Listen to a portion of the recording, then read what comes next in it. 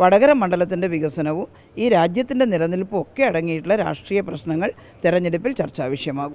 നല്ല ശക്തമായൊരു ഇടതുപക്ഷ ബ്ലോക്ക് അവിടെ ഉണ്ടായാൽ കേരളത്തിന് വേണ്ടി ശക്തമായിട്ട് വാദിക്കുമെന്ന് ഇവിടുത്തെ ജനാധിപത്യ മതേതര വിശ്വാസികൾക്ക് ഉറപ്പാണ്. അവർ ഇത്തവണ ഇടതുപക്ഷത്തെ ജയിപ്പിക്കും.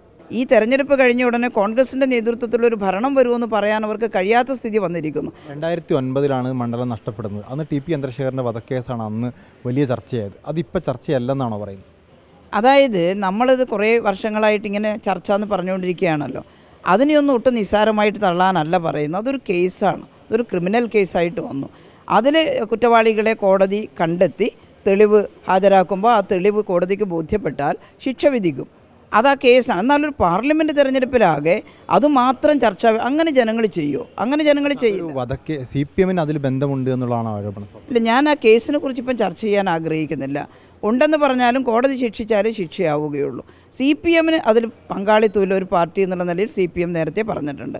പിന്നെ പങ്കാളികളായവർക്ക് ശിക്ഷ കിട്ടുമ്പോൾ ഞങ്ങളാ ശിക്ഷ എതിർക്കാൻ നിൽക്കുന്നില്ല, അതിനെ അംഗീകരിച്ചു പോകുന്നു. അത് തെരഞ്ഞെടുപ്പിലൊരു മണ്ഡലത്തിലാകെ ഒരു ചർച്ചാ വിഷയമായിട്ട് ജനങ്ങൾ എടുക്കുമെന്ന് തോന്നുന്നില്ല. ഇവിടെ വടകര മണ്ഡലത്തിൻ്റെ വികസനവും ഈ രാജ്യത്തിൻ്റെ നിലനിൽപ്പും ഒക്കെ അടങ്ങിയിട്ടുള്ള രാഷ്ട്രീയ പ്രശ്നങ്ങൾ തെരഞ്ഞെടുപ്പിൽ ചർച്ചാ വിഷയമാകും. രാഹുൽ ഗാന്ധി വരുന്നുണ്ട് കേരളത്തിലേക്ക്, വയനാട്ടിൽ തന്നെ മത്സരിക്കുന്ന പറയുന്നത്. അതെ, മത്സരിച്ചോട്ടെ, അതിലൊന്നും ഞങ്ങൾക്ക് എതിർപ്പില്ല. പക്ഷേ കഴിഞ്ഞ തവണ പറഞ്ഞതുപോലെ ഈ തെരഞ്ഞെടുപ്പ് കഴിഞ്ഞ ഉടനെ കോൺഗ്രസിൻ്റെ നേതൃത്വത്തിലൊരു ഭരണം വരുമെന്ന് പറയാൻ അവർക്ക് കഴിയാത്ത സ്ഥിതി വന്നിരിക്കുന്നു. അതിന് ഞങ്ങൾ അത്യാഹ്ലാദം കൊള്ളുന്നൊന്നുമില്ല. പക്ഷേ സാധിക്കില്ല എന്നുള്ളത് ഒരു യാഥാർത്ഥ്യമാണ്.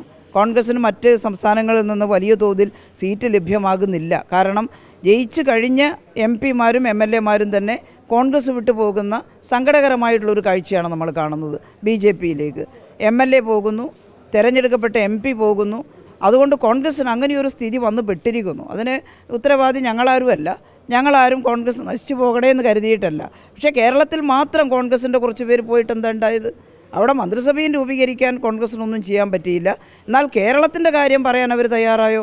നിഷേധാത്മകമായിട്ടുള്ള നിലപാടാണ് ഇവിടെ നിന്ന് പോയ MP-മാർ സ്വീകരിച്ചത്. അതുകൊണ്ടാണ് ഞങ്ങൾ പറയുന്നത് ഇവിടെ നിന്ന് ഇടതുപക്ഷം ജയിക്കണം. കഴിഞ്ഞ തവണത്തെ അതേ മനോഭാവത്തിൽ ഇത്തവണ ചിന്തിക്കില്ല. നല്ല ശക്തമായൊരു ഇടതുപക്ഷ ബ്ലോക്ക് അവിടെ ഉണ്ടായാൽ കേരളത്തിന് വേണ്ടി ശക്തമായിട്ട് വാദിക്കുമെന്ന് ഇവിടുത്തെ ജനാധിപത്യ മതേതര വിശ്വാസികൾക്ക് ഉറപ്പാണ്. അവർ ഇത്തവണ ഇടതുപക്ഷത്തെ ജയിപ്പിക്കും.